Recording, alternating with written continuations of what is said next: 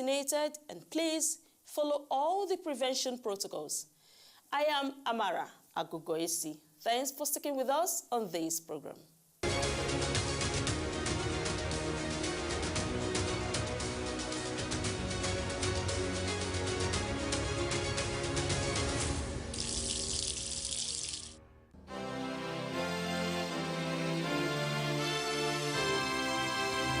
We want to talk about rights, there are obligations.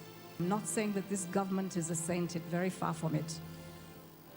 But there are things that we can do to make it better, and that's the challenge I'm throwing to you.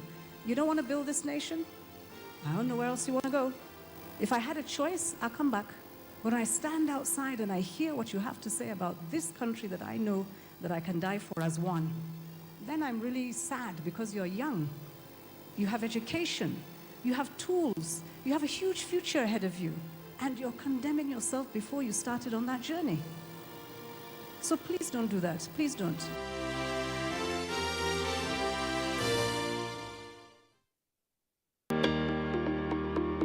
This week on Executive Discuss. For me, loyalty is 100%.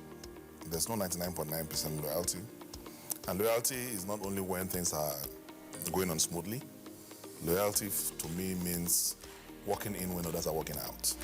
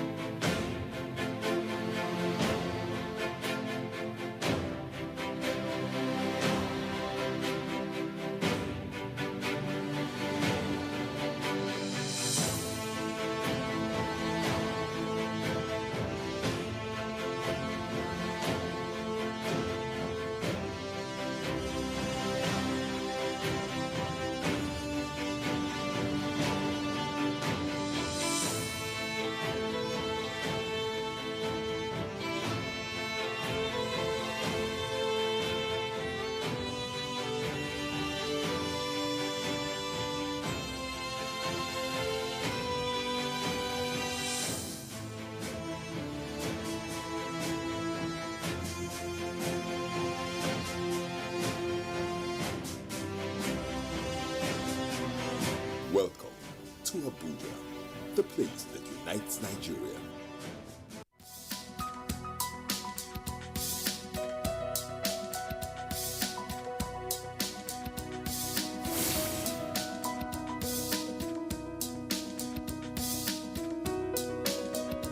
Everything is architected and designed by the Almighty. Someone who is a Christian is someone who lives a life of Jesus Christ. And the life of Jesus Christ is a life of sacrifice. Yes.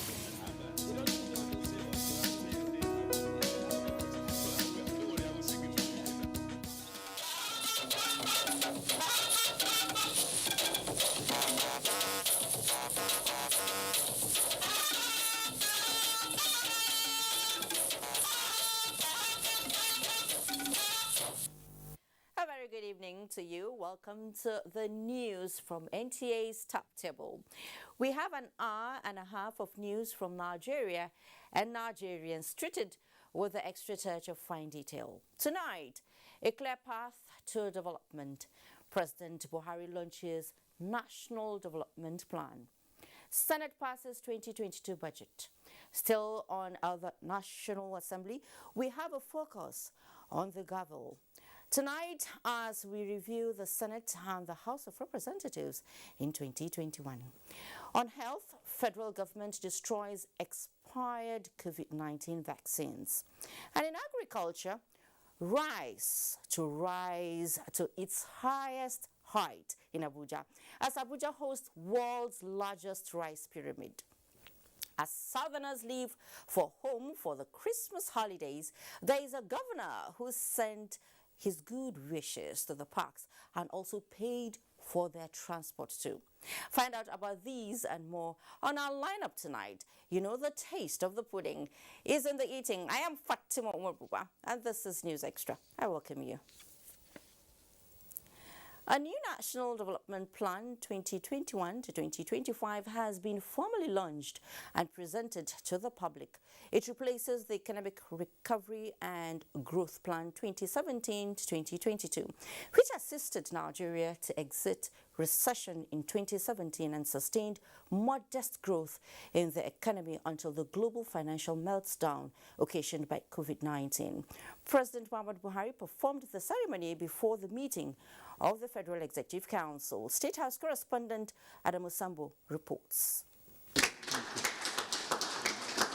The new National Development Plan 2021 to 2025 brings together all economic initiatives of the Buhari administration and sets out comprehensive strategies for increasing Nigeria's national productivity and output towards achieving a prosperous economy.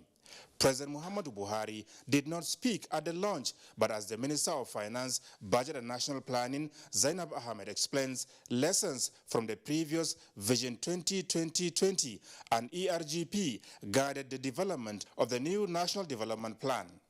The plan seeks to invest massively in infrastructure, ensure macroeconomic stability, enhance the investment environment, improve on social indicators and living conditions, tackle climate change mitigation, adaptation and resilience strategies, amongst others. The new National Development Plan has, amongst other pillars, coherent policy trust, realistic macroeconomic framework, prioritized and sequenced lists of programs and projects to drive annual budgets, as well as robust framework to ensure effective implementation.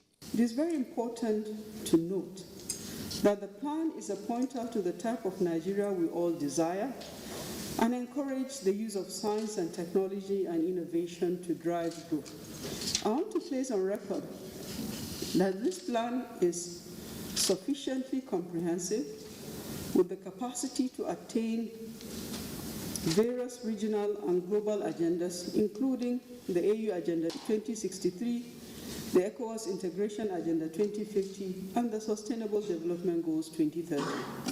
And in order to have the future that all Nigerians desire, the plan is also developed to play a sizable role in what the minister called the product complexity space internationally and adopts measures to ease in constraints that have hindered the economy from attaining its potentials.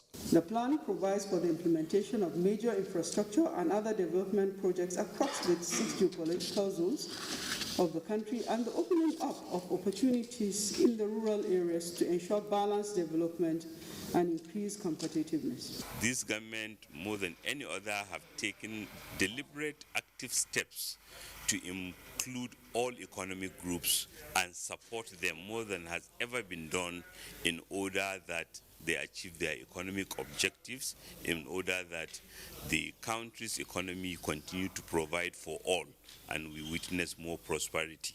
I'm sure all of us in the 36 states and FCT are very, very happy, and we appreciate both the president and the vice president, because under them states have been given the pride of place. The new National Development Plan is a product of an all-encompassing governance structure that comprised the National Steering Committee, the Central Working Group, as well as 26 other working groups supported by a secretariat domiciled in the Federal Ministry of Finance, Budget and National Planning.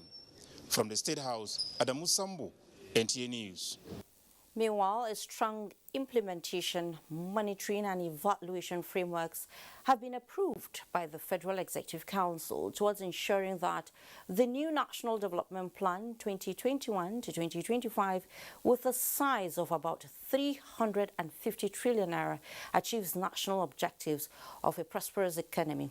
Vice President Yemi Osinbajo is the head of the implementation unit of the plan, while 6 governors representing the geopolitical zones of the country form part of steering committee, which also comprise members of the private sector.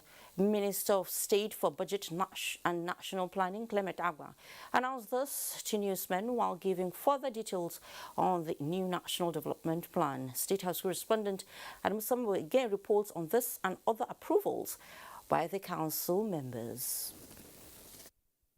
What is different with this plan is that it provides a mechanism to engage, to empower, and to employ our teeming energetic youths. The private sector, as the main driver of the new National Development Plan, is expected to contribute 300 out of the 350 trillion naira required towards achieving the set objectives in the 5-year period. Provisions are also made towards increasing revenue to GDP from 7 to 15%. What the plan envisages is for us to build in efficiencies within the system, remove the various binding constraints, all those things that impede on the private sector from running, so that more people can come into business and the ones already existing can grow more.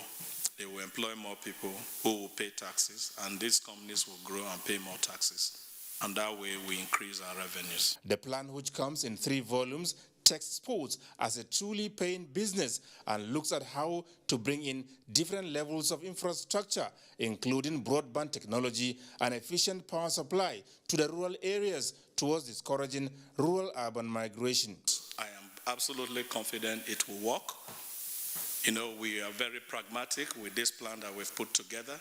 We should be positive and see the goodness in our country. Meanwhile, the Federal Executive Council has approved 2.16 billion naira to the nation's agricultural research institutes and agencies, as well as 2 other certified companies to produce and distribute seeds and seedlings to farmers across Nigeria towards enhancing efforts at achieving food security. The second memo is for the purchase of 1,014 soil test kits and soil analytical laboratory equipment to National Institute of Soil Science at the cost of 278 million. The Ministry of Water Resources also secured approval to utilize over 3.5 billion naira in the execution of 2 contracts for Gashua Water Supply Project Phase 2 in Yobe State. Essentially, this contract was awarded to address the acute water supply situation in Gashua, which is well within the Sahelian region. And also because in recent years there has been some prevalence of kidney diseases and kidney failures, and quick intervention was required so that we'll be able to address this situation. The Minister, Suleiman Adamu, said already as an interim measure, the National Water Resources Institute under his ministry has commenced an in-depth investigation towards ascertaining possible reasons for the high prevalence of kidney disease in the area. In the meantime, a moment of silence was observed in honor of the late Hussaini Akwanga, former Minister of Labor and Productivity under the Obasanjo administration, who died recently at the age of 77. From the State House, Adamu Sambo, NTA News. And on the back of this new National Development Plan, Leah Katumba-Batinde traces the journey of past plans and the roles they played in shaping the nation's economic journey. Successive governments since independence have come up with numerous development plans, policies and programs in pursuit of increased material welfare and well-being for the citizens. The first National Development Plan, 1962 to 1968, was designed to put the economy on the path of accelerated growth by prioritizing agriculture and industrial development, as well as training of high-level and intermediate manpower. The second National Development Plan was between 1970 and 1974. The third National Development Plan spanned the period 1975 to 1980, and the fourth National Development Plan ran between 1981 and 1985. The fifth National Development Plan did not see the light of day and was eventually replaced by the then adopted method of planning, the Perspective Plans, and ran between 1986 and 1990. Nigeria between 1990 and 1998 adopted a 3-year rolling plan and another long-term development plan, Vision 2010, which was the last to be designed by the military. Between 2003 and 2007, an ambitious plan was introduced by the federal government and was known as the National Economic Empowerment and Development Strategy NEEDS. It was replaced by Vision 2020. The Economic Transformation Blueprint was put together in 2009 to put Nigeria among the most developed countries by 2020. By 2016, Nigeria entered her first recession in decades, and the government launched another ambitious plan framework for development tagged Economic Recovery and Growth Plan ERGP 2017 to 2020.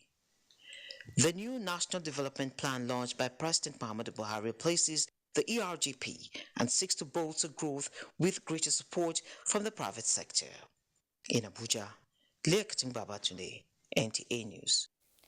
Thank you so much, Leah, for that. And to talk more on the National Development Plan, we have joining us Professor Aminu Usman of Kaduna State University.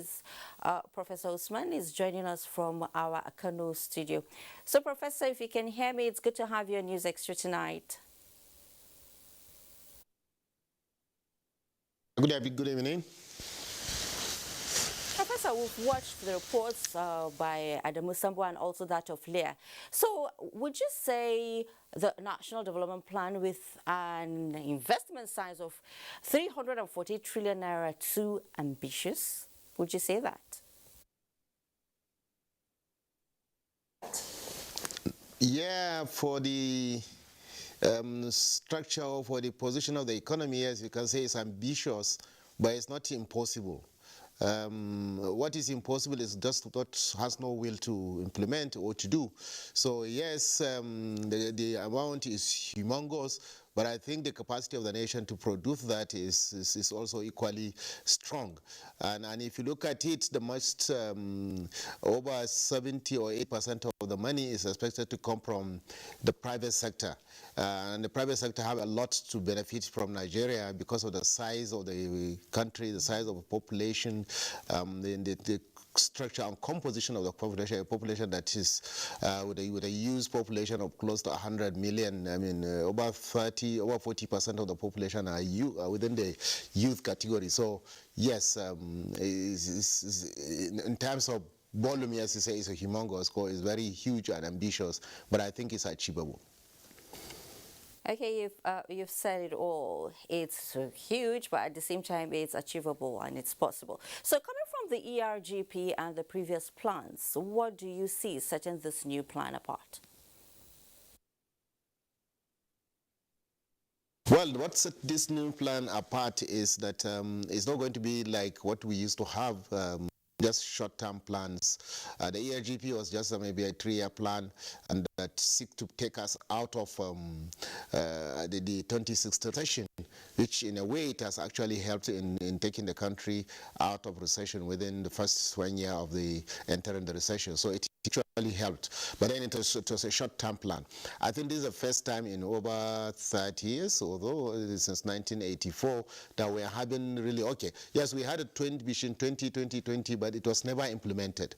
It is now that we think that there's political will to actually do the long-term plan, do it in phases the first 5 years. Then there's also another plan by the side to say Nigeria Agenda 2050, which gives us a trajectory how we can grow every 5 years to see how we are doing and moving towards achieving the Agenda 2050. So this is the first time in recent years that we have a coordinated, well-documented development plan that we have been urging the government to actually, or previous government to actually try to come up with, because this idea of rolling plans, idea of medium-term expenditure frameworks will not take us anywhere, because just moving without a clear direction. Now we have a document. My only fear is the political, especially at the subnational government level. The federal government need to actually make sticking or implementation of the national development plan a matter of legal responsibility of not only the federal government but all the subnational government, because if the federal government is implementing and then the subnational governments are not implementing, will not achieve the objectives of the plan. And if you go through the document very well, you find that the document has actually planned to actually take Nigeria to the next level in a coordinated and organized way than what we have been. And from experiences of other countries, countries that we were weaned away from British colonialism years back together, and then they stick to that development plan, I think they have gone far, far, far ahead of Nigeria. So with this, I think I congratulate Nigeria and I congratulate the government for having the courage to come up with the plan, and I hope they will sustain the political will to implement to the end of the government, and make sure that legal provisions are made that whichever government comes must be able to continue with it. Of course, after every 5 years, you can tinker with the projections or with some of the content, which is okay, because coming from new realities as years comes by. But at least there must be some legal compulsion on the federal government and then the subnational government to stick to actually the phase of the development plan, so that we can be organized in our development planning and then our investments and our programs of the government at all levels. Okay, thank you so much, Professor. You've spoken well, and I wish Nigeria all the best through the plan. So thank you very, very much once again for coming on News Extra, Professor.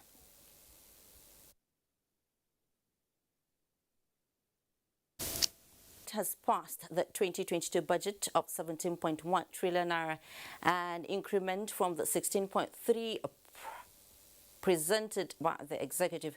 National Assembly correspondent Ignatius Nkwo reports that the oil benchmark was increased from 57 United States dollars to 62 United States dollars.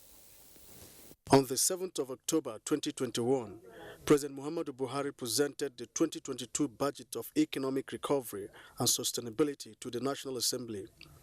6 weeks after, both chambers have passed the budget. Senate reconvened from Wednesday's plenary into a closed-door session, which lasted 1 hour, and it was time for business of the day.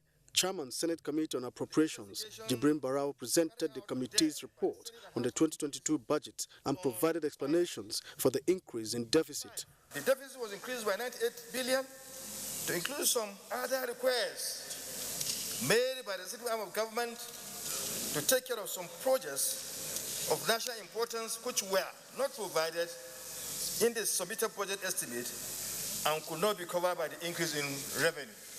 Today, by the grace of God, we have passed the budget for 2022. And that is a huge, very big milestone, very historic, and this is something that we are supposed to ensure that as long as we are in this Senate, up to our tenure, that we pass the budgets as regularly as we have established. Out of the 17.1 trillion naira 2022 budget, 5.4 trillion is for capital expenditure. Recurrent expenditure is 6.9 trillion. Statutory transfers, 869.6 billion. Debt service, 3.8 trillion. There was an increase in oil price benchmark from 57 United States dollars to 62. Oil production of 1.88 million barrels per day. Exchange rate of 410 naira 15 kobo to $1. Gross domestic product of 4.2% and inflation rate of 13%. Federal Ministry of Works and Housing has the highest capital allocation of 470.1 billion naira. Agriculture and Rural Development, 285.3 billion. Defense, 204.6 billion. Education, 159.6.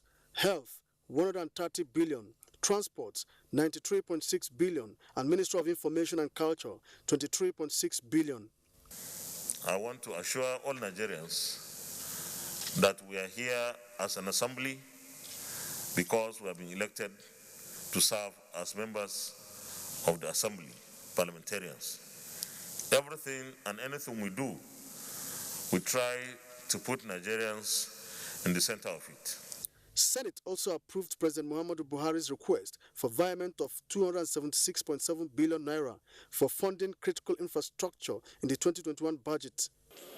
President of the Senate, in his closing remarks, explained that conclusion of works on the Constitutional Amendment Bill will be paramount in 2022. Well, this is the last plenary session, as Senate has adjourned plenary to Tuesday, the 18th of January 2022 for the Christmas and New Year holidays. From the National Assembly, Ignatius Nkwo, NTA News. Meanwhile, President of the Senate, Ahmed Lawan, at plenary says the Senate will address issues raised on the electoral bill by the President when both chambers convene in January 2022. So that we look at the issues raised, and then as a National Assembly, we address the situation in whatever way is appropriate. I believe that this National Assembly, and particularly the Senate, has done so much. President Buhari had cited high cost of conducting direct primaries, security challenges of monitoring the election, violation of citizens' rights, and marginalization of smaller political parties as reasons for declining assent to the electoral bill. The passage of the Petroleum Industry Bill was a watershed in the life of the 9th National Assembly. The Senate set the pace for this parliamentary stride of Nigeria's bicameral legislature. National Assembly correspondent Ignatius Nkwo reports that the PIB, now PIA, the AMCON Amendment and Climate Change bills are among the over 20 bills passed by the Senate in 2021. 9th of February 2021, Senate's first plenary for the year, but it started on a sad note. The death of former member of the House of Representatives, Prestige OC, led to the suspension of legislative business on that first day. It was a busy year for the Senate, confronted with several issues of public importance. Insecurity received the first legislative jab, as the legislators on the 17th of February 2021 passed a resolution urging the president to declare state of emergency in the security sector. To ensure that we come up with a strategy of ensuring security in schools. In this year's budget, there is a substantial allocation to address challenges of insecurity. Senate, in the year under review, also intervened in other sectors of the Nigerian economy. There were motions to stop casualization in workplaces, warning to other countries against the maltreatment of Nigerians, motions on the review of the physical security in Nigerian correctional centers. Among the bills passed in 2021 include the 2022 Appropriations Bill, Finance Bill 2021, 2021 Supplementary Budget, NIPOS Repeal and Reenactment Bill, National Agricultural Fund Bill, and the bill that seeks to abolish the dichotomy between first degree and higher national diploma, Firearms Act Amendment Bill, the Petroleum Industry Bill, Electoral Act Amendment Bill, after some disagreement among the legislators on electronics transmission of results and mode of primaries for political parties. We want our democracy to grow, and we don't want a situation where some few individuals will be the one responsible for calling the shot if it comes to elections. The Petroleum Industry Act, because it is now an act, it's something that has been in the National Assembly for the past 17 years, and all the previous assemblies were not able to pass it for one reason or another. But with the kind of leadership that we have now in the Senate and the National Assembly in general, we were able to pass it. Within the year, Senate confirmed more than 20 presidential appointments. These include past service chiefs as non-career ambassadors, Chairman of the Economic and Financial Crimes Commission, Abdurrashid Bawa, confirmation of service chiefs, confirmed Controller General of Nigerian Correctional Service, confirmed the nomination of Muazu Sambo from Taraba State for appointment as Minister of the Federal Republic of Nigeria, but turned down the appointment of Loretta Onochie as INEC Commissioner. Actually, Loretta, there was genuine clamor for the fact that not only because there was already somebody representing, her own state, but because of the fact that she was seen to be politically leaning towards a particular party. Senate maintained its working relationship with other arms of government, especially the executive. With few days to the end of 2021, it is expected that the legislators will conclude works on the ongoing constitutional amendment in the coming year. Ignatius Nkwo, NTN News. 2021 has been another challenging year for the global community. For the House of Representatives, the outgoing year was one of many shades marked by successful and sad moments. National Assembly correspondent Lami Ali has that. Done and dusted is the term as the House of Representatives again passed the 2022 budget in record time. This closes the chapter of activities in the Green Chamber for the year. Other landmark legislations in 2021 include passage of the Petroleum Industry Bill, now an act of the National Assembly, breaking the jinx of close to 2 decades. It was passed same day with the Electoral Act Amendment Bill, consideration of which became dramatic as some members of the minority staged a walkout in protest over the clause allowing INEC to decide mode of transmission of election results. We have a legislative agenda in this 9th House of Representatives, which we tagged our contract with Nigerians. We will do everything within our power to keep the commitments we made in that document, so that when we appear before our various constituencies, we can stand tall in the knowledge that despite challenges and difficulties, we did what we promised to do, and given a chance again, we will do even more. Like other assemblies, the 9th House has the Constitution Amendment Bill in the works. Public hearing was held across the 6 geopolitical zones to collate stakeholder opinion. What remains to be seen is whether some proposals like immunity for presiding officers of the National Assembly, autonomy for local government areas, among others, will scale through. All bills related to constitutional amendment must be passed by 2/3 majority. Only 52 of such bills have passed second reading. The executive-legislature relationship remains vibrant, enabling speedy passage of executive bills like the annual budget to sustain the January to December cycle and the 2021 supplementary budget, making 2021 the year in which 2 budgets were passed. In the past, you have a situation whereby a budget is only passed midway, in the mid of the year. And it only the commencement of its implementation commences almost in December and going through the next year. These things are now history. We'll continue also to work with Mr. President and the executive arm of government in harmony, because it's only when you are united that you can be able to deliver. The challenges of insecurity prompted the convening of a national security summit, recommendations of which were forwarded to the federal government for implementation. Other interventions were the engagements initiated by the leadership of the House to prevent industrial action by members of the Association of Resident Doctors and the Academic Staff Union of Universities.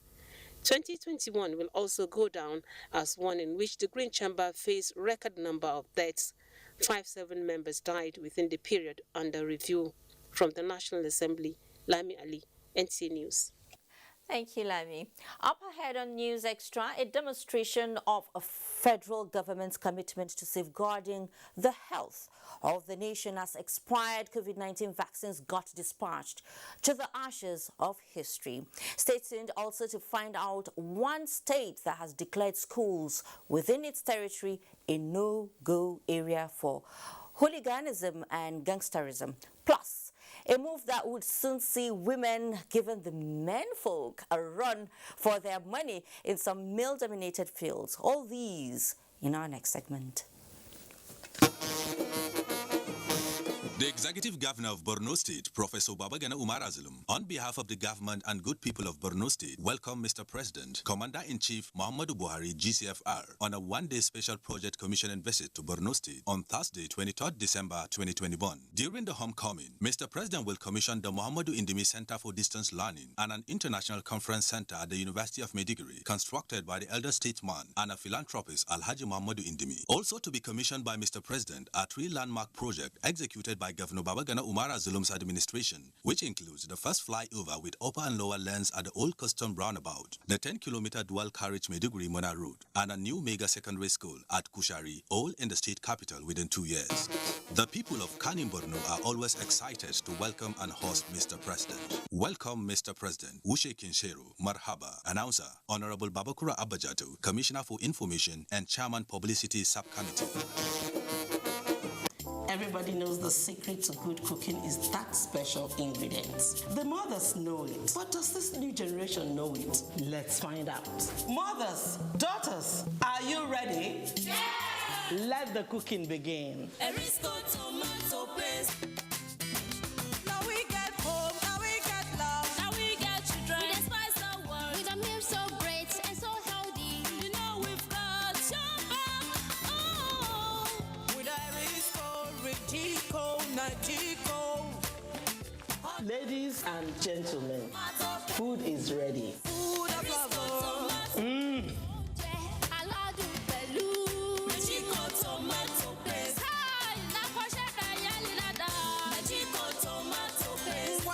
Good food for the body. Yum yum for the body. Erisco Rigico and Nagico tomato paste is made by Erisco Foods Limited, feeding Africans with healthy foods.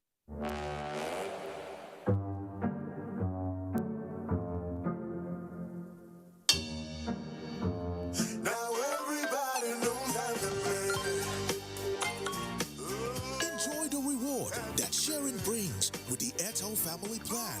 Get bonus talk time, SMS and data for each family member you share with. Dial *141# now. Airtel, the smartphone network. The Vice Chancellor, University of Maiduguri, Professor Aliu Shugaba, on behalf of the Senate, top management, staff and students, warmly welcomes His Excellency Muhammadu Buhari, GCFR, President and Commander-in-Chief of the Armed Forces, Federal Republic of Nigeria, to the commissioning of Muhammad Indimi Center for Distance Learning, University of Maiduguri, donated by Alhaji Dr. Muhammad Indimi, OFR. Date 23rd December 2021. Venue, Muhammadu Indimi's Center for Distance Learning, University of Maiduguri. Time 10 a.m. Professor Seidu Baba, Chairman, Protocol and Publicity Committee, Announcer. Dear friend, as 2021 ends, we share your gratitude for its blessings. We acknowledge your low moments too and wish you strength to carry through. At Bedmate, we'll keep making your living better because we believe that furniture is not just an item made of wood, glass, marble, or steel, but a symbol of your unity and good times with your loved ones. We wish you a Merry Christmas and a Happy New Year full of all the finest things you desire. The National Union of Road Transport Workers, NURTW, in conjunction with the Federal Road Safety Corps, wish to remind all road users to obey all traffic rules and regulations as we journey through the Yuletide season. Avoid excessive speed. Don't overload your vehicle. Always use your seatbelts. Avoid drunk driving. Ensure proper maintenance of your vehicle. Before traveling this season, avoid night trips. In case of any road crash or traffic-related challenges, please call toll-free emergency line for FRSC 122. Remember, only the living celebrate. As we look forward to seeing you in the new year, always drive to stay alive. Compliments of the season. In recognition of the prevailing issues of the day, please obey all COVID-19 protocols. Alhaji Professor Tajuddin Ibikunle Barua, President, NURTW, Announcer. Welcome back. Abuja, Nigeria's capital, is getting set to host the world's largest rice pyramids that will consist of 1 million bags of rice. The initiative is to prove that the country is rice self-sufficient. Agriculture correspondent Musa Aliu is here to tell us more. Pyramid has been synonymous to Nigeria's agricultural development for more than 6 decades. And that is why groundnut pyramid is depicted in the back of Nigeria's 200 naira legal tender. However, most young Nigerians, especially those born in the late 70s, have little or no idea what the pyramid looks like, apart from what they read in books or were taught in the school. Unlike me now, this is the first time of me seeing the pyramid live and direct. All I've been seeing it is in my readers when I was in primary schools. In the next few days to come, residents of Abuja, capital city, will witness what will in time to come be described as the world's largest rice pyramid.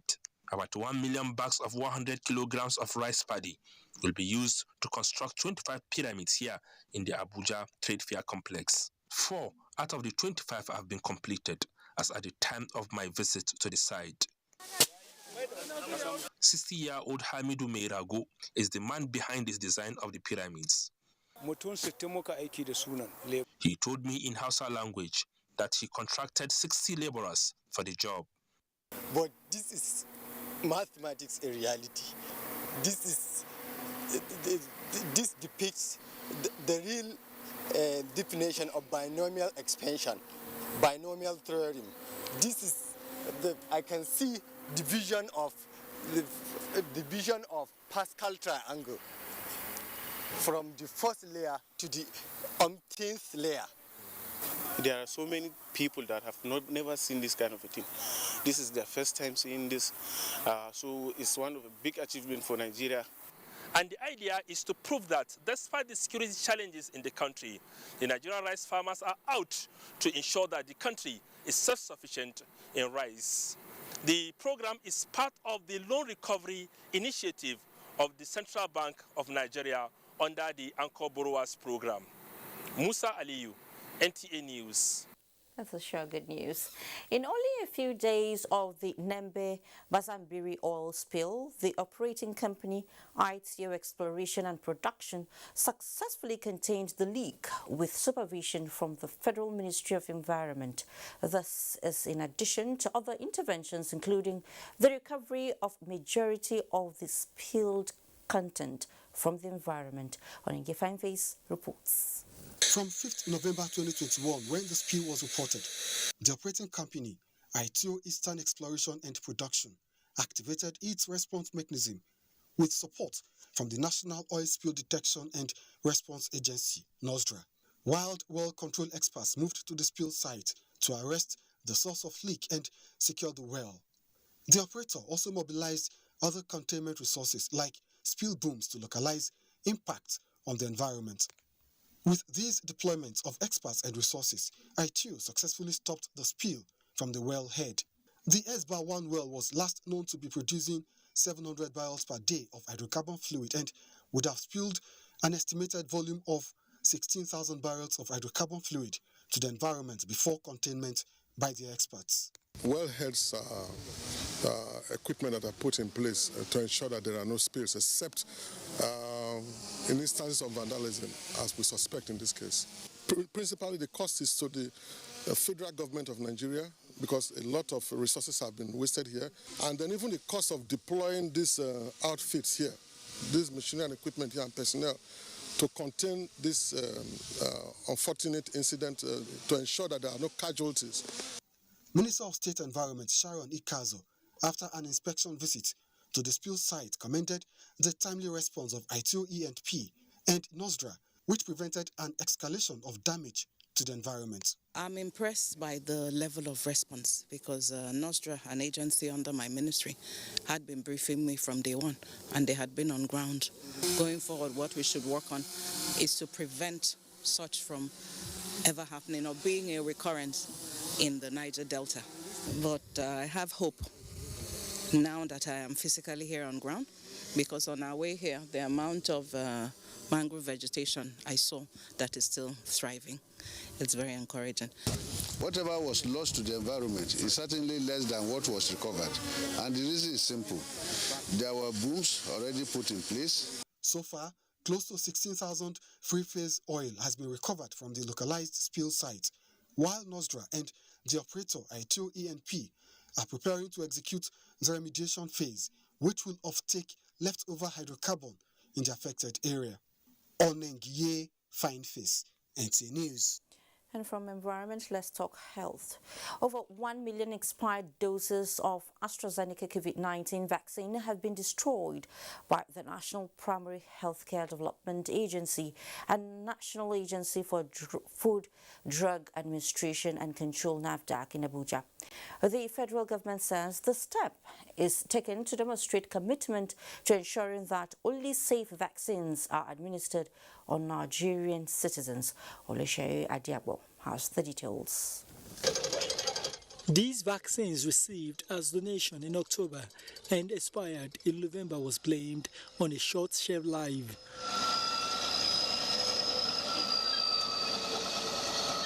The public destruction of the unusable AstraZeneca COVID-19 vaccines at the Guzar dumping site, Abuja, is with the joint effort of the Abuja Environmental Agency and other development partners.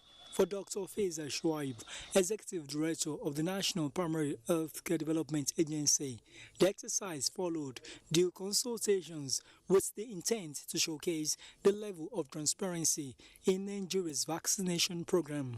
We have had engagements with the donor countries, and we've made it clear that now that there's an increasing availability of vaccines, that we will not be accepting vaccines that have short shelf lives. A note of lot release. What we mean by lot release is if you have 7 batches of a vaccine, you do one by one and do safety indicating tests to ensure that our own people will get vaccines that are of quality, that are potent. In the wake of a fourth wave of the COVID-19, with the Omicron variant, the infection rate appears to be witnessing a spike. Key actors in COVID-19 national response expect citizens to utilize the mass vaccination centers across the country to get vaccinated against the virus and protect others. In Abuja, Oleshaye Adiabo, NTA News. Across the globe, millions of people are affected by conflicts, epidemics, disasters, or exclusion from healthcare. To bridge this gap, a group of humanitarian health workers gave birth to Doctors Without Borders, now 50 years old. Ekene Ntalive reports that the organization is reflecting on its journey in Abuja. In the late 1960s, a group of young French doctors witnessed the humanitarian crisis created by the Nigerian Civil War. Their experience in Nigeria inspired the establishment of Doctors Without Borders in 1971 to provide humanitarian assistance in countries with medical emergencies.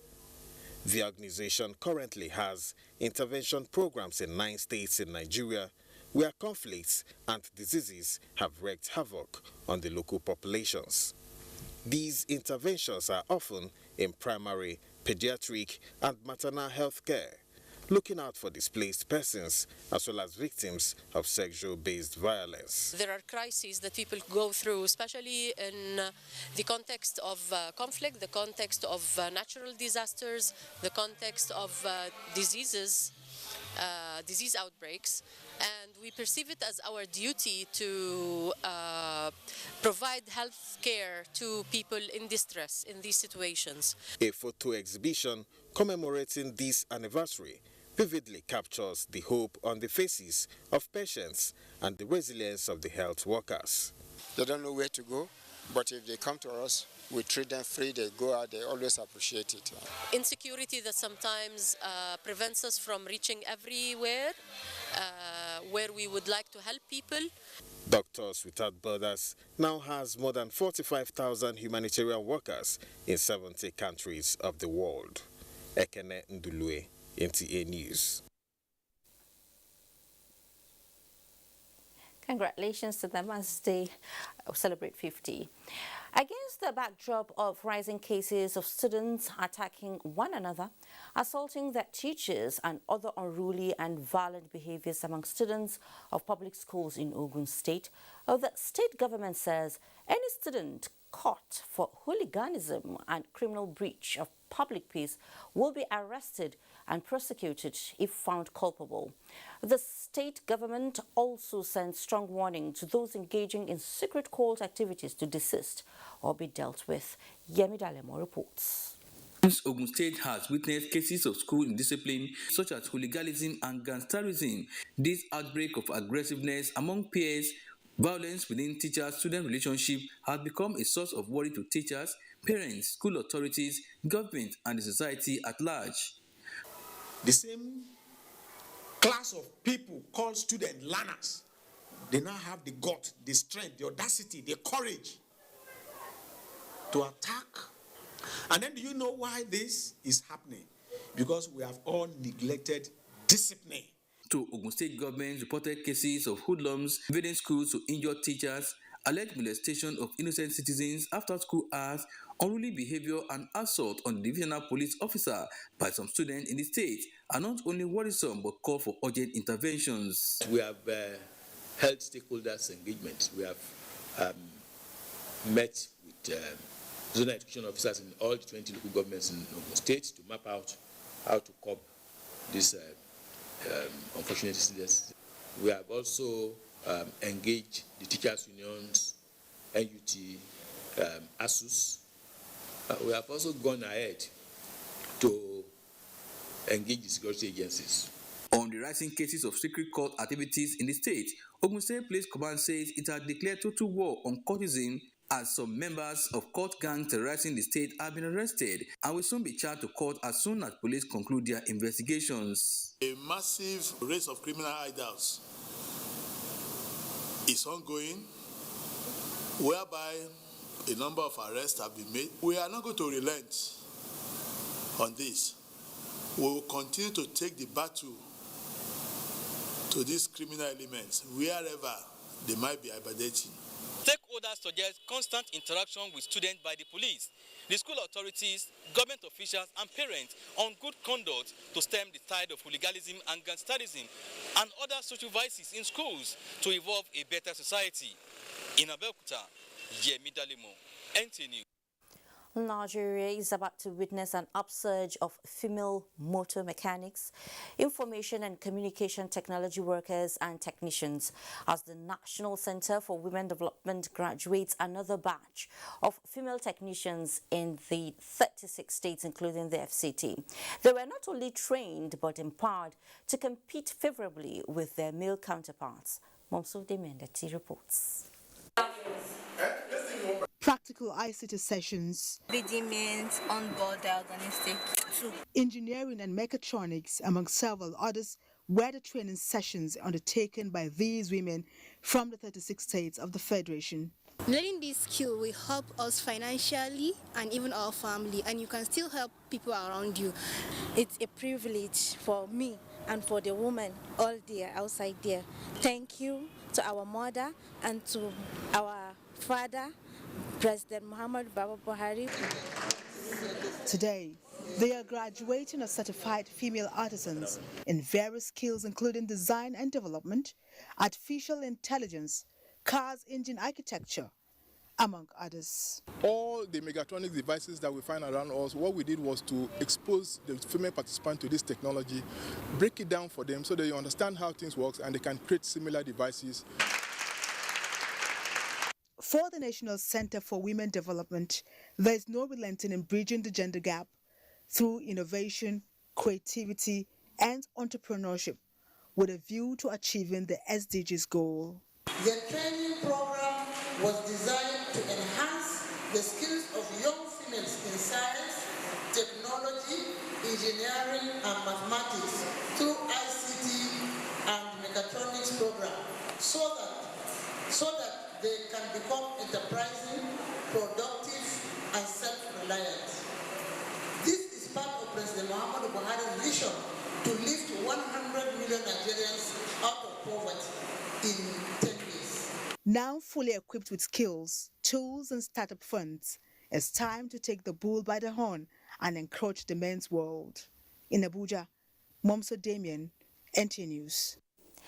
LG Electronics West Africa Operations has unveiled a 65-inch rollable OLED television with unique features that give users interesting experience. Hingrejan Adams tells us more. Behold the grand entry of the world's first rollable OLED television, LG Signature OLED R, into the Nigerian market.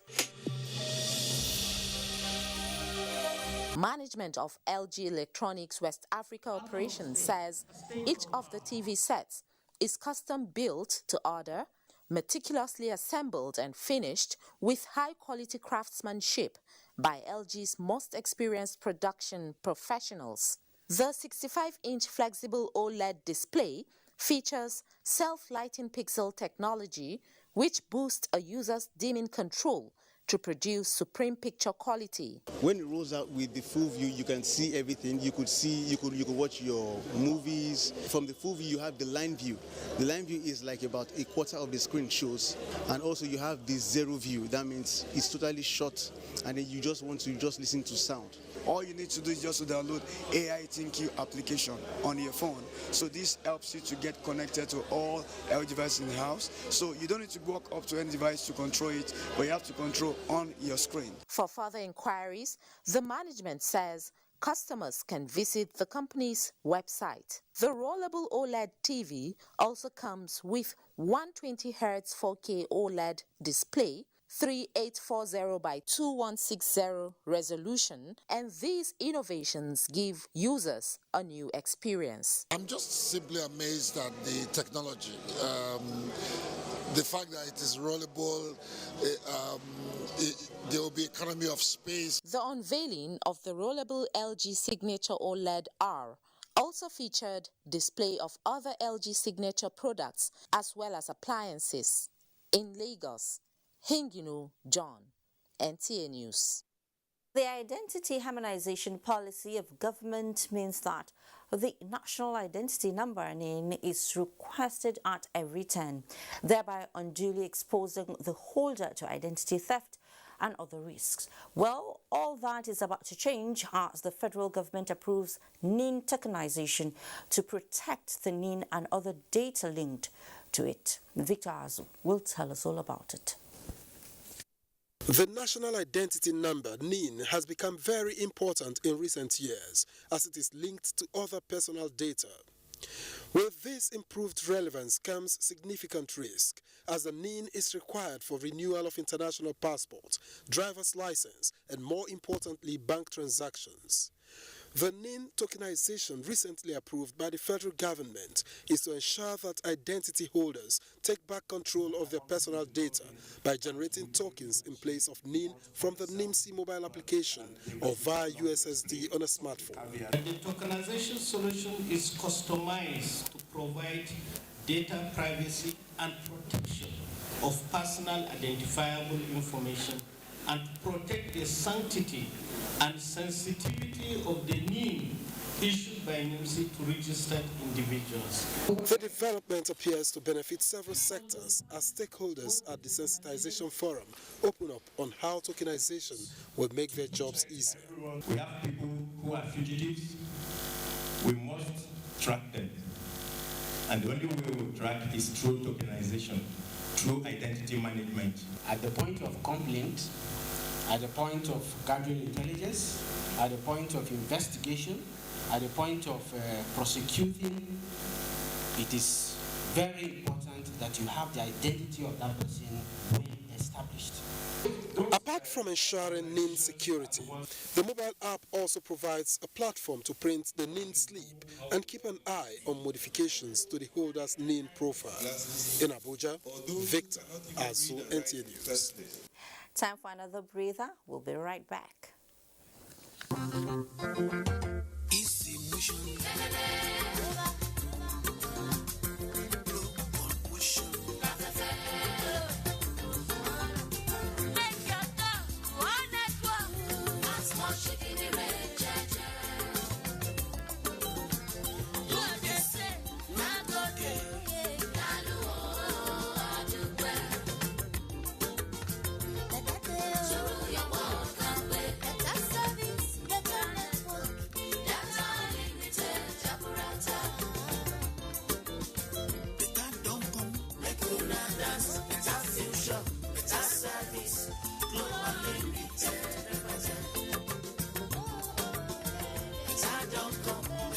business for Nigeria, for Africa, and the world. From all of us at Glow, we wish you joy unlimited. This is beautiful.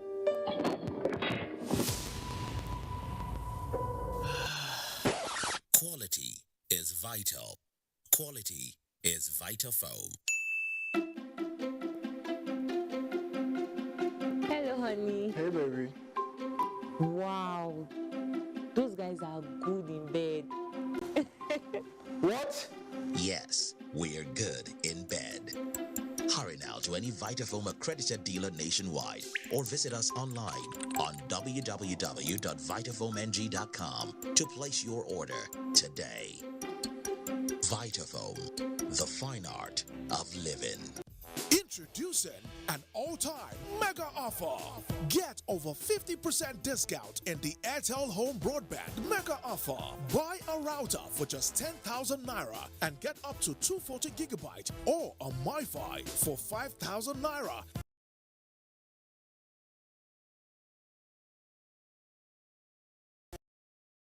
More data, more you. Reliable home broadband by Airtel, the smartphone network. I dey look for pension fund administrator. We soft, make sense, we care for me. Shy. No be the type when story go enter the matter when it's time to deliver. Oh no. The brand is sure them no go stress you. Call them then they accessible. Yes, customer care where they on point. You no go regret when you try, of course. Profitable investment, everything is just a blend. If you don't want it good for you, guy make you choose premium pension today. Make that switch to premium pension. Premium pension. Make that switch to premium pension. Join over 700,000 satisfied members and enjoy the premium experience at our offices across the 36 states in Nigeria, including the FCT. Call 094615-700-704 to make the switch today. Premium pension. Active today, premium tomorrow. There is no doubt about it. Trees and other plants are so admirable and they produce productive farmlands and water.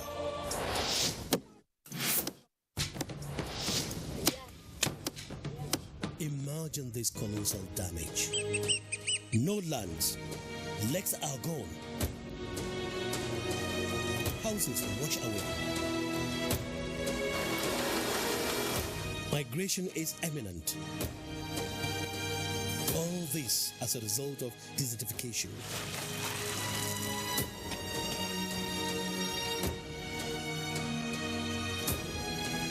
We must fight desertification by planting more and more trees to save our lands and restore the glory of our agriculture. These will ensure a sustainable food sufficiency, adequate flow of water, and peace of mind. This message is from the National Agency for Great Green Wall. Over 1,500 winners have emerged and 27 million naira won. You too can be the next. Get ready to blow this season in the Airtel Recharge and Blow promo. You stand a chance to win up to 100 million naira, guaranteed tokens, and 25% discounts to restaurants across Nigeria. How awesome is that? All you have to do is meet your recharge target to win. Dial *444*4# to enter for the draw. Everyone's a winner, so hurry. Start recharging. Airtel, the smartphone network. Great to have you back on News Extra. A main base telecommunications station belonging to Globacom has been shut down by the Nigerian Civil Aviation Authority (NCAA) over failure of the telecom provider to pay a debt of 4.7 billion naira owed the federal government. The debt is in connection with NCAA's regulation that compels any telecom company to pay certain levies once a telecom facility reaches a height that can affect aviation operations. The facility affected is situated in Usetu area of Abuja. The enforcement, which was led by the Director General of NCAA, Captain Musa Nuhu, and supervised by the Minister of Aviation, Hadi Sirika, signaled the shutting down of other GLO's main switch centers across the country until the telecom company is committed to a payment plan. Money, but we have almost 4.7 billion naira remaining to be paid by GLO. None of the communication service provider has that amount overdue for payment, and this started from, I believe, 2007. Aviation correspondent Emmanuel Ayemi reports that officials of Globacom were at the location but did not get authorization to respond on behalf of the company, indicated that the company has paid 500 million naira, noting that the shutting down will to affect a lot of licenses and applications, which might be more injurious to the company than the debt it is owing. And let's do business as oil prices steady as Omicron caution lingers, just as investors lose 75.3 billion naira amid positive market breadth in capital market. And details with Musa Abakar on Business News. Thank you, Fatima. Let's begin with energy. Oil prices rose on Wednesday on fears of tight supply, drawdown in U.S. inventories, despite efforts by countries to restrict movements to avoid spread of the Omicron variant of the coronavirus. Brent crude futures rose by 52 cents or 0.7% to $74.50 a barrel after gaining 3.4% in the last session. U.S. West Texas Intermediate crude futures were up 66 cents to $71.79 a barrel, 0.9% rise. Now to capital market. Is a negative close for investors at the close of activities in the equities market. The oil share index shed 0.34% at 42,224.22 basis points, pushing equity capitalization to negative territory at 22 trillion naira. 224 million shares worth 2.6 billion naira were traded in 2,677 deals. UAC and Mutual Benefits Assurance PLC and Sovereign Trust Insurance PLC are the most active stocks with a combined volume of over 590 billion naira. Well, that's business news. Fatima, it's back to you. Well, thank you so much for the business package, Musa. Now, as part of government agricultural policy to achieve food security and the required nutrition for the country, the Federal Ministry of Agriculture and Rural Development is developing heat-resistant Irish potato vines to boost its value chain in Nigeria. To this end, potato farmers were trained in Katsina on the innovation and to also harness business potentials of the crop. Shehu Adamu has the details. According to statistics, Nigeria is currently the 8th largest producer of Irish potatoes in Africa. The yield per year is over 800,000 tons, with an annual consumption rate of more than 1 million tons in the country. It is against this background that the Federal Ministry of Agriculture and Rural Development, in collaboration with German International Cooperation, is changing the narratives of Irish potato farming in Nigeria from culture to business-oriented to achieve food security, nutrition, and create wealth. In a message to the closing ceremony of a 5-day capacity building for Irish potato farmers in Katsina, Minister of Agriculture and Rural Development, Mohammed Mahmoud Abubakar said, as part of the paradigm shift in Irish potato farming in Nigeria, heat-resistance vines are being developed to achieve the objectives. Once the plantlet starts coming out from the tissue culture laboratory, this is what we are going to be moving out to all the farmers that we have trained. I will impact the knowledge again to my fellow women so that we can boost our agricultural activities as well as our income. I learned how to produce potato and how to keep it and how to plant it. Katsina State reiterated the determination of government to identify with any initiative that will boost agricultural activities in the country. With this development in Irish potato farming in the country, stakeholders said plans are underway to substitute the use of sweet potato with Irish potato in the production of bread in Nigeria due to the nutritional value of the latter. In Katsina, Shehu Adamu, NTA News. And from Katsina, let's head to Ibadan, where the Federal Road Safety Corps has assured Nigerians that all efforts have been put in place to curtail gridlock before, during and after the Yuletide. The Corps Marshal, Boboye Oyeyemi, said this when he visited Oyo State Governor at his office in Ibadan. Ayomiku Ajibola reports. In the effort of the Federal Safety Corps on the review of road traffic management across the country, especially the effort of the Oyo State government that has embarked on road rehabilitation within the state and those that link the state with others. The Corps Marshal, Boboye Oyeyemi, urged Nigerians to abide by all road safety codes during the Yuletide, promising that his men are up to the task for ensuring safety of road users during the festivity. I've deployed some more vehicles to the state. We have opened more unit commands. The Eastern Unit Command has been opened. So we have more commands within the state, not only in Ibadan, other states, and some of the commands within the fringes of the state, like Egbeda, we've provided new vehicles for them because this is the partnership between me and His Excellency to further improve road safety administration. Maintaining the synergy between the state and the federal agencies, Governor Seyi Makinde assured that the state government will continue to do all that is necessary to support the Corps in ensuring free flow of traffic across the state. The federal government, the state government were coming together to resolve issues, of high impact within our local environment. The Corps Marshal was in Oyo State as part of his end-of-the-year review of road safety plan across the country. In Ibadan, Ayomiku Ajibola, NTA News.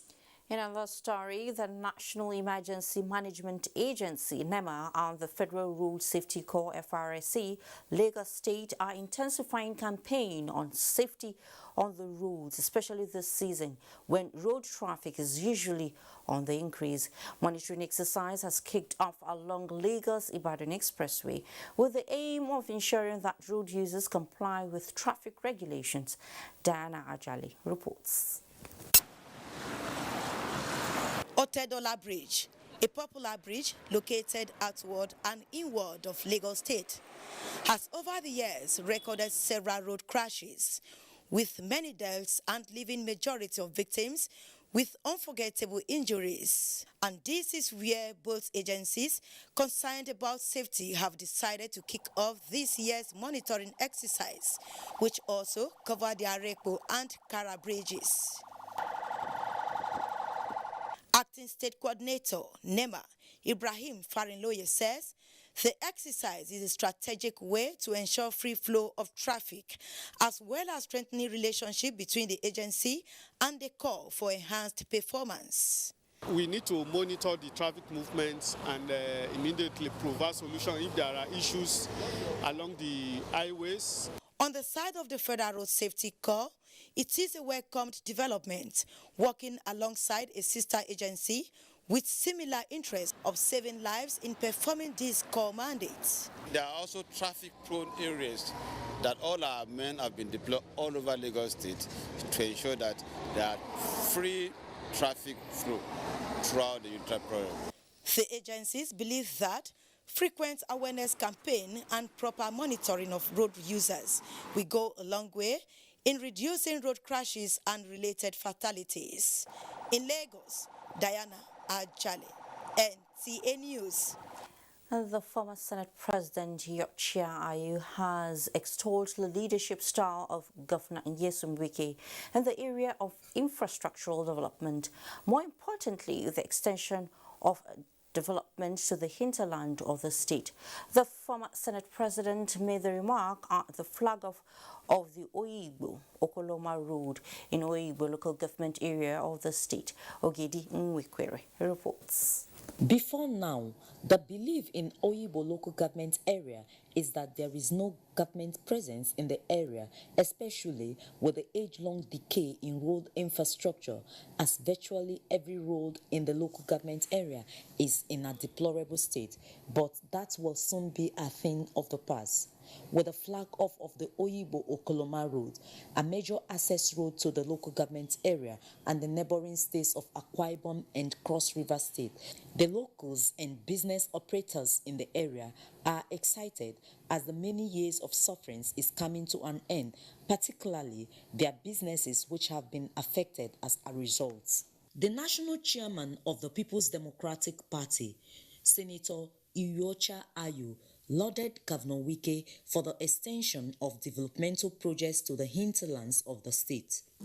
Our party is about development, and I'm happy if you go around Rivers State today, nobody is in doubt that PDP as a political party is about development.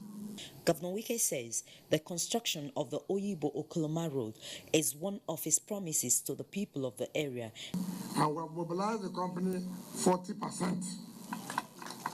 So it is not what, like the commission work said, 12 months to 12 months, the next payment will be another 30%.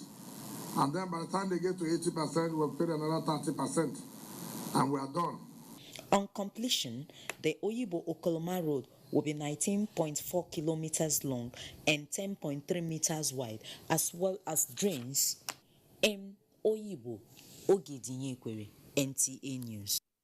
The spirit of Christmas is upswing somewhere in the north, as southerners residents in the state need not think about the size of their pockets before traveling home for the Yuletide. Wondering who is behind such commendable gesture?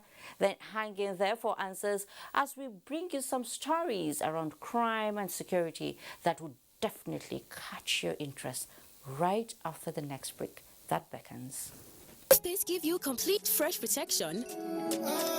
New Close-Up Toothpaste Complete Fresh Protection takes care of your 5 important oral care needs.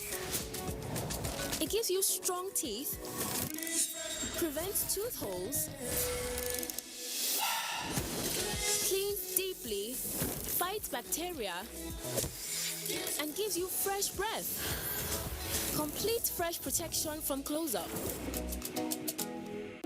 For those wondering why, Schweppes now comes in a new ginger flavor. Experience tells us.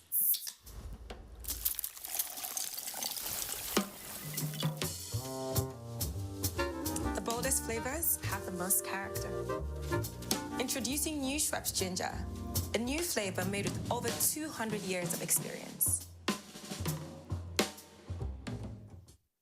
Confidence is important in life's little moments. Strong teeth can help, even if they get her into trouble sometimes. A great smile is useful to break the ice, and making friends is easier when you know you have fresh breath. I give my family confidence with Pepsodent Triple Protection 123. Its antibacterial action formula gives them cavity protection, white teeth, and fresh breath. The confidence of 3 toothpaste in 1. Pepsodent Triple Protection 123. Not all washing powders are the same.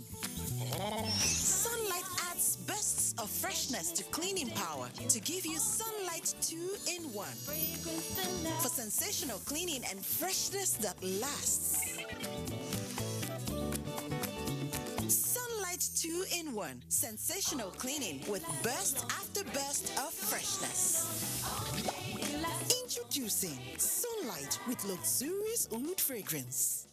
Dear friend, as 2021 ends, we share your gratitude for its blessings. We acknowledge your low moments too and wish you strength to carry through. At Bedmate, we'll keep making your living better because we believe that furniture is not just an item made of wood, glass, marble, or steel, but a symbol of your unity and good times with your loved ones. We wish you a Merry Christmas and a Happy New Year full of all the finest things you desire.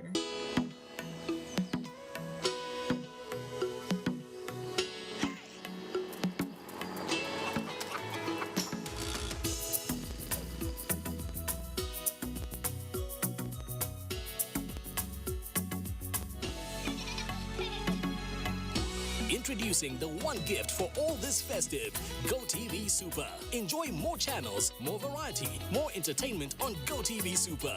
GoTV, love it. Since 1971, Nigeria's foremost human capital development institution, the Industrial Training Fund, ITF, has been at the forefront of equipping Nigerians with skills for national growth. Today's ITF has repositioned and refocused its programs, forging new partnerships locally and internationally to effectively deliver on its mandate. With 37 area offices and 5 industrial skills training centers across the country, ITF is pushing to reduce unemployment by providing relevant technical and vocational skills for employability and entrepreneurship in diverse trades and crafts. Whether you're a public or private organization seeking to improve the skills of your personnel or an individual looking to acquire skills that will increase your chances of employment or even to help start your own business, today's ITF has a program for you. Speak to us today. Contact our area offices nationwide or visit our website www.itf.gov.ng. ITF, developing the nation's human resource. We have come to the end of another successful year. We wish to appreciate all those who mean so much to us. Our clients, the 3 tiers of government, ministries, departments, and agencies, corporate bodies, advertisers, religious bodies, civil society groups, political parties. You are esteemed viewers. Together, we made 2021 great. Together, we shall make 2022 greater. Thank you. Wishing you a Merry Christmas and a prosperous New Year from all of us at NTA.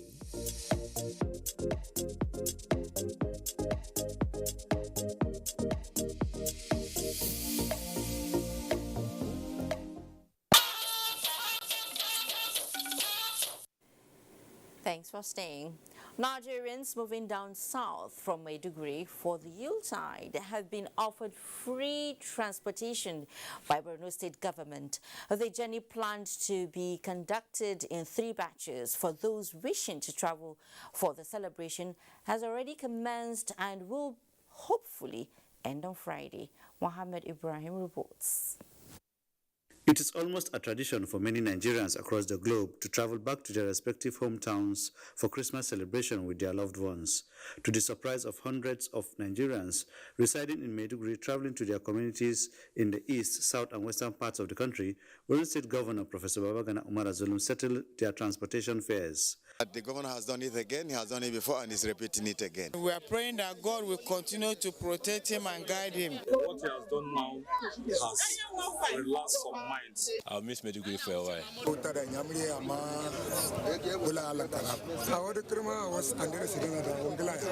The free travels, which was initiated last year by Governor Zulum according to the leadership of Ohaneze Indigbo in Borno State, will continue to cement the existing bond of relationship with the people of Borno State. The Igbo community appreciates Your Excellency, our Excellency, for his kind gesture. He have done this last year, I repeated this year, and I believe he have come to stay. Coordinator of non-indigenous in Borno, Emmanuel Ogochukwu Ugudike, also known as Go Easy, had while flagging off the 3 days exercise with the distribution of 10,000 naira financial support to each of the passengers, thanked Governor Zulum for making Borno a safe haven for all. Borno State is our state. Borno State is our home. Yeah. No place like Borno State. The journey to Kano, Enugu, Abia, Port Harcourt, among other states of the Federation, according to the coordinator, will hopefully end on Christmas Eve. In Maiduguri, Muhammad Ibrahim, NTA News. Very kind gesture there. The Nigeria Police Force is set to go after proprietors of schools without adequate security protocols to protect their students and pupils from abduction during school hours. Force Public Relations Officer Frank Mba stated this at the Force Intelligence Response Team office while parading 26 suspects, including the alleged kidnapper of a 9-year-old pupil. Francis Form reports. Arrested because of abducted this is... This 24-year-old suspect is accused of being responsible for the kidnap of a 9-year-old pupil in a private school at New Yanya, Karu local government area of Nasarawa State. He told the school management that he was sent by the boy's mother to pick him up and teach him computer. The pupil was thereafter held hostage in captivity until his parents were able to pay 1.5 million naira ransom. Okay, when you got this boy, was he inside the school or outside the school? He's inside the school.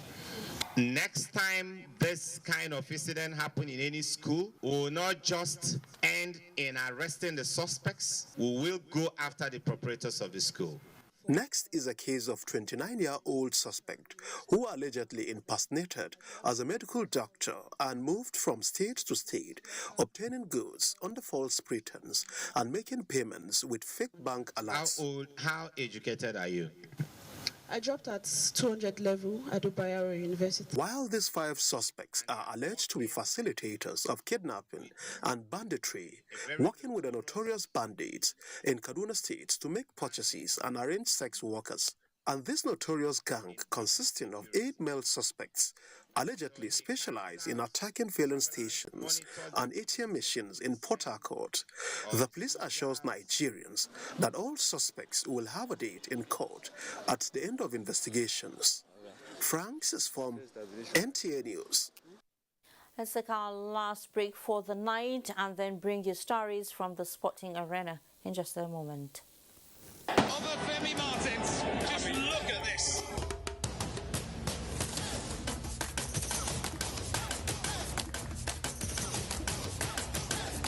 Remember the name.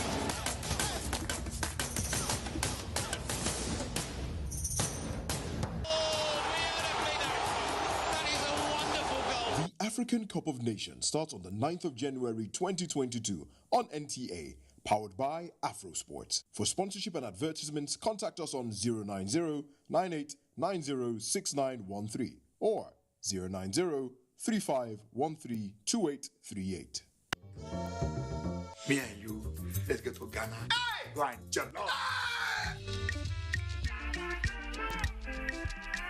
This is Ghana. You've come here to seek for greener pastures. Make it your worthwhile. Any guinea fowl you see, say guinea. Guinea fowl has nothing to do with guinea. It's just the name of the fowl. So Ghana jollof, what is it? Is it Nigerian beans? What? Have we made before? No. Jasper! Help me!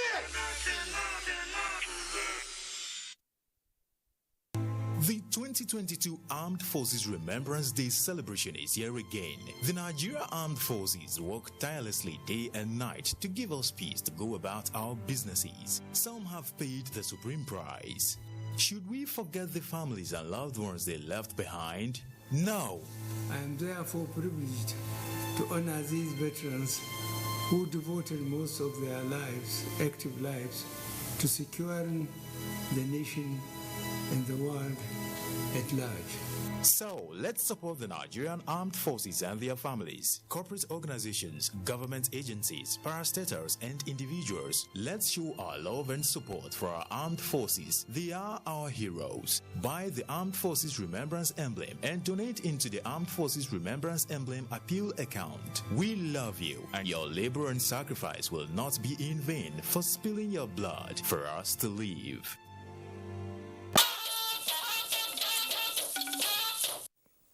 To sports now, NFF confirms interviewing top foreign coaches for Super Eagles job. Details on our sports update. Welcome to Sports Updates.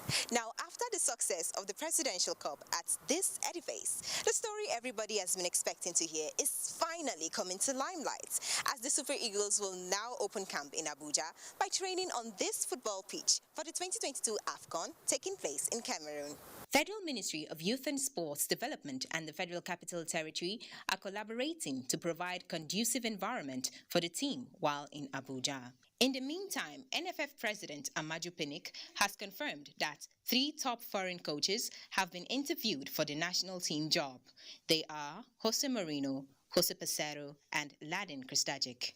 Every senior top coach will want to coach because they know that with the team that we have, with the caliber of players that we have, they can make an immediate impact. Even some that are coaching other countries want to leave those countries and come to Nigeria.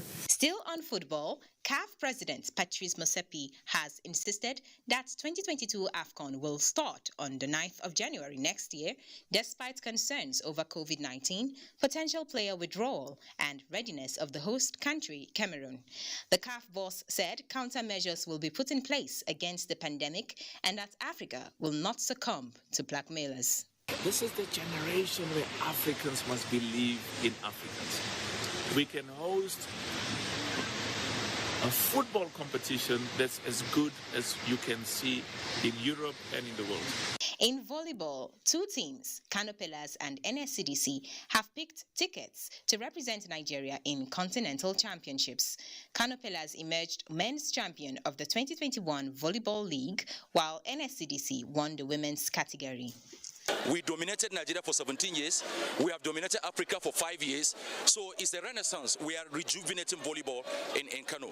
The Nigeria Volleyball Federation remains optimistic that the teams will train very hard for the Continental Championship. That's the much we have on the sports decks at this hour. I'm Cynthia Ogun, NTA News. The death has occurred of Hajia Hawa Mohammed, also known as Domen Jos. The late Hajia Hawa died peacefully in her sleep in the early hours of today at the age of 80. She is survived by 10 children, including Hajia Sa'adatu Mohammed, wife of NTA's Director General Yakubu Ibu Mohammed, and many grand and great-grandchildren. She has since been buried in Jos. And on that note, we conclude News Extra for tonight. Thank you so much for being a part of it.